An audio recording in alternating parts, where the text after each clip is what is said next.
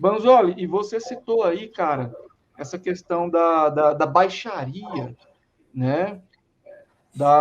Você até começou a entrar no assunto aí, eu achei interessante, e aí você parou, e eu gostaria que você comentasse um pouco mais sobre isso.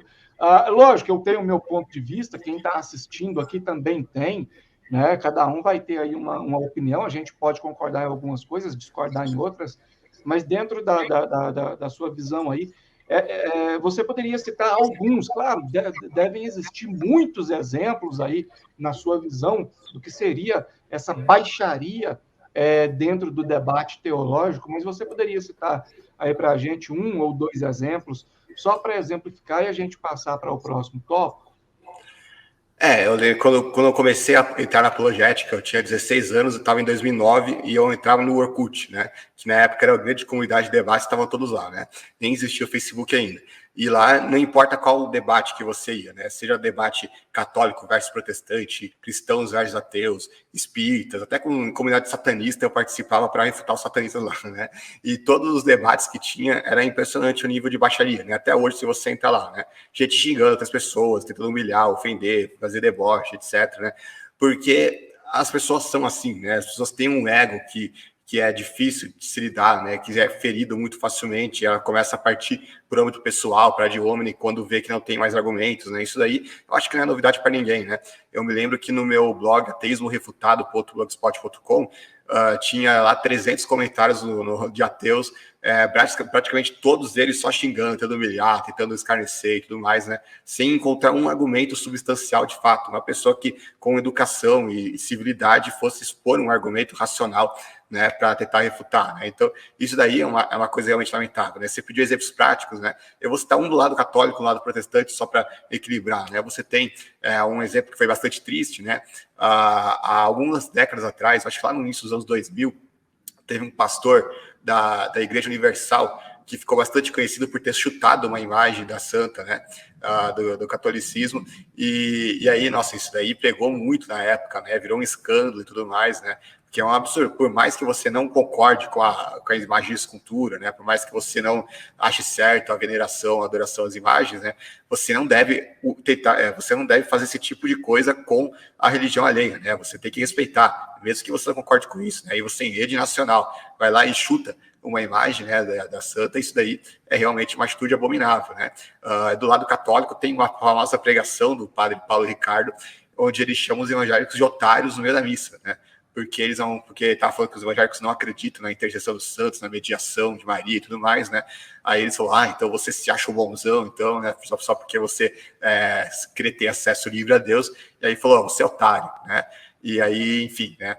Ambos os casos parece que eles se desculparam, né?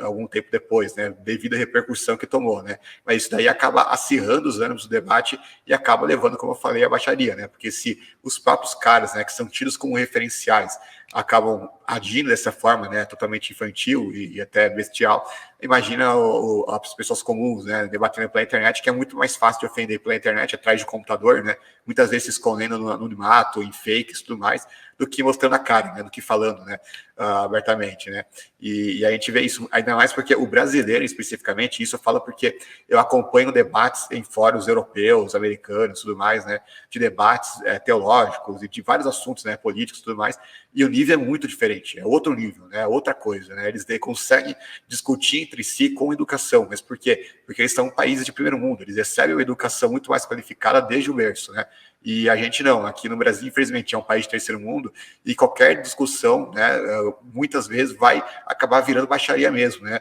vai sair dali, no final das contas, a discussão deixa de ser teológica, ou de política, ou de qualquer natureza que for, e acaba sendo simplesmente quem ofende mais, quem xinga melhor, quem consegue humilhar mais, né, quem intimida mais o oponente, e tudo isso daí é uma coisa que envergonha o próprio evangelho, claro, no caso de quem é cristão, né, de quem crê em Cristo. No caso dos ateus não deve ser tão vergonha assim, porque eles não têm um padrão de moral absoluta, né, para eles seguirem, né, enfim, um dos problemas do ateísmo, né, mas mesmo assim, para quem é cristão é realmente uma vergonha, e isso assim é algo que dá um argumento para os ateus, no sentido de que se ele vê um cristão verdadeiro discutindo desses termos, né, nesse nível baixo, com outro cristão verdadeiro, ele vai falar, cara, onde está Cristo neles, né? Cadê essa tal regeneração, né, que tanto fala, né?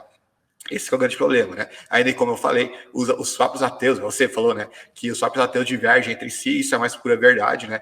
Então eles também não têm nenhuma moral para falar de nós, né? Você está mutado. Uma coisa que eu quero deixar aqui bastante clara, inclusive Banzoli citou aí a questão dos ateus que comentam no site dele, e onde ele viu que eles estão xingando, todos os comentários deles com xingamentos, desacatos, impropérios e etc. Por mais que isso seja fato, seja um infeliz fato, mesmo assim nós não generalizamos os ateus e nem os neoateus. Né?